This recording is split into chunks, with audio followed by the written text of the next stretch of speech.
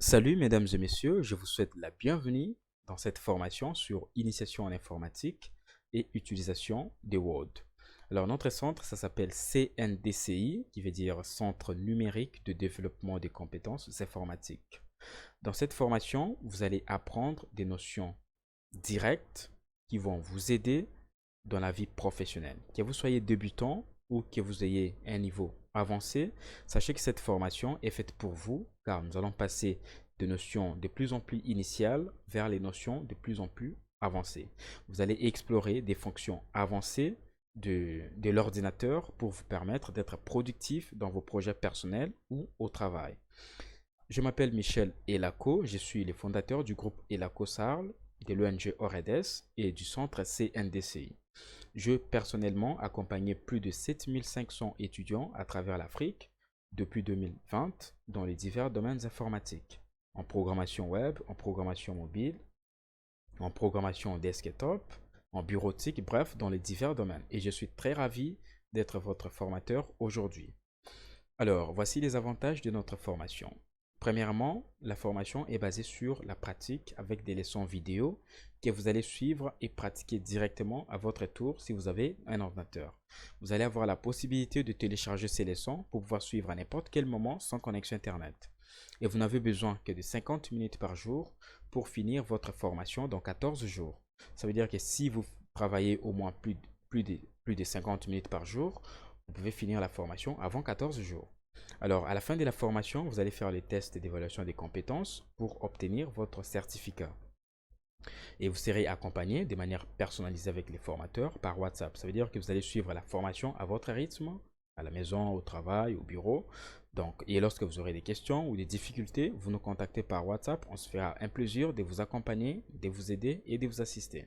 Alors, le coût de la formation, pour le moment, c'est à 10 dollars et vous pouvez payer ça en deux tranches ou du coup.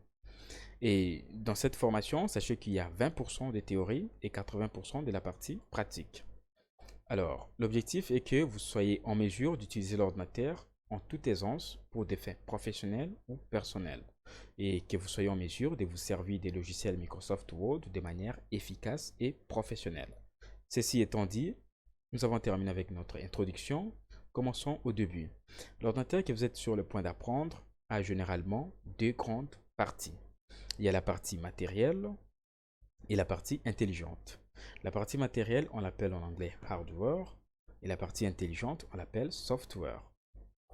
La partie matérielle, c'est tout ce qu'on peut toucher, c'est tout ce qu'on peut voir, en fait tout ce qui est palpable, tout ce qui est touchable à l'ordinateur, comme par exemple le clavier, l'écran, la souris, l'unité centrale et tout autre matériel que vous pouvez toucher. Sachez que ça fait partie de la partie matérielle.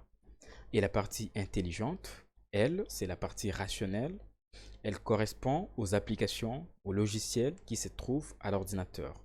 Comme par exemple le logiciel Word, on peut dire que c'est une partie intelligente. Comme par exemple les systèmes d'exploitation Windows, on peut dire que c'est une partie intelligente. Bref, ces deux grandes parties, on peut dire que nous les humains aussi, on en a deux, hein, selon ma réflexion. Je me suis rendu compte que nous avons aussi deux grandes parties. Nous avons la partie matérielle, comme les bras, comme la tête, les jambes, etc.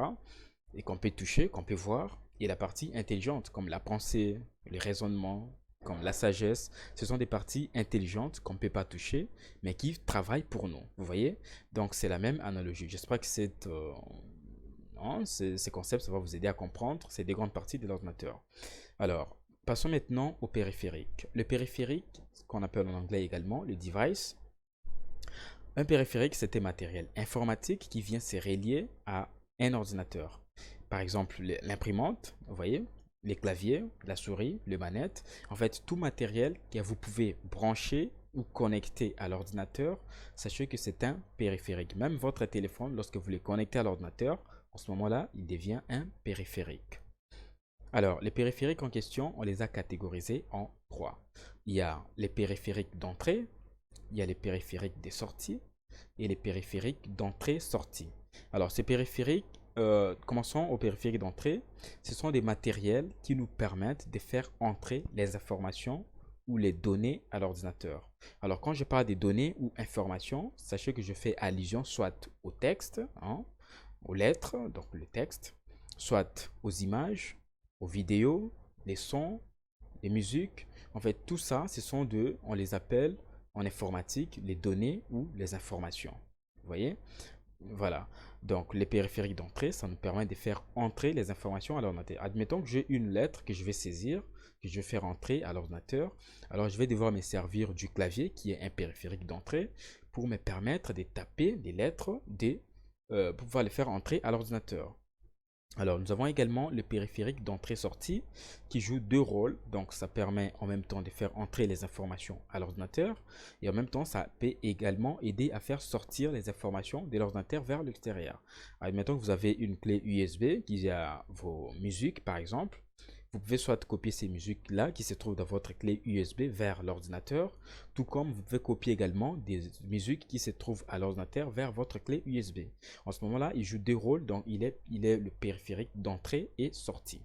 Alors, nous avons également les périphériques de sortie, qui, comme le nom l'indique, ça nous permet en fait de faire sortir les informations de l'ordinateur, comme par exemple l'écran, l'imprimante, les projecteurs, bref, tous ces matériels qui vous permettent de faire sortir les informations de l'ordinateur vers l'extérieur, c'est un périphérique de sortie. Alors, à la prochaine fois que vous serez devant un matériel informatique, demandez-vous est-ce que c'est un périphérique d'entrée, sortie ou d'entrée-sortie. Ok? Alors, passons maintenant à la notion de la mémoire. Alors, en informatique, la mémoire est un dispositif électronique ou numérique qui sert à stocker des données. Rappelez-vous les données, je viens de les dire, ça peut être musique, ça peut être du texte, ça peut être des photos, ça peut être des images, des vidéos, ainsi de suite. Ok? Alors, ils sont stockés dans les dispositifs qu'on appelle le mémoire. En fait, ces dispositifs-là, ça peut être électronique ou numérique. Alors, électronique, je fais allusion à tout ce qui est physique, comme par exemple les clés USB, c'est un dispositif électronique, comme par exemple la mémoire RAM, le disque dur, comme par exemple le DVD. Alors, les dispositifs numériques, ça peut être les services de cloud, comme par exemple les Google Drive, les OneDrive, les Cloud Drive Amazon, les Dropbox. Ce sont des services qui sont considérés comme de mémoire, ok? Parce que ça nous permet également de stocker les données. Alors, ces mémoires-là, on les a également catégorisées. Commençons par la première, qui est la mémoire RAM. Alors, la mémoire RAM, qui veut dire tout simplement Random Access Memory. Donc, voyez son image, c'est celle-là, voilà. Alors, cette mémoire ici, ça se trouve dans votre ordinateur. Si vous voulez la voir, il va falloir ouvrir l'ordinateur, ça se trouve là-dedans. Alors, cette mémoire, on l'appelle également la mémoire vive. Elle stocke les données de manière temporaire. Donc, les données qui sont stockées dans la mémoire RAM, ça s'efface si l'appareil est éteint.